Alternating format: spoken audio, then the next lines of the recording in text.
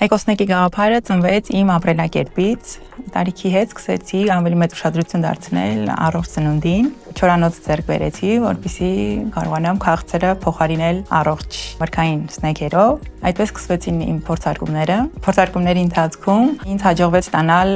օգտակար, համեղ, ինչպես նաև գեղեցիկ պրոդուկտ եւ միտք առաջացավ նաև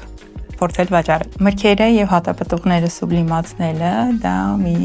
մեծ նոր քայլ էր իմ բիզնեսում, նաև ռիսկային, որովհետև Հայաստանում շատ քիչ գիտեին սուբլիմացված պրոդուկտի մասին եւ հանրապես չկար վաճառքում։ Եթե նախկինում առողջ սնունդը ավելի շատ սահմանափակումների մասին էր, հիմա արդեն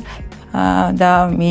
մեծ քայլ է դեպի առողջ ապրելակերպ։ Էկոսնեկն ու էկոսփեյսը, այո, նույն փիլիսոփայությունն է, ուղղակի տարբեր դրսևորումներով։ Էկոսփեյսը դա միջավայր է, որտեղ մարդիկ կարողանում են վայելել այդ ամենը, ոչ միայն արտադրանքը, այլ նաև մեր խոհանոցի տարբեր միմիային օգտակար սնունդը։ Օրինակ էկոսփեյսում մենք ունենք առողջարար բուրգերներ, առողջարար պիցցա, միմիային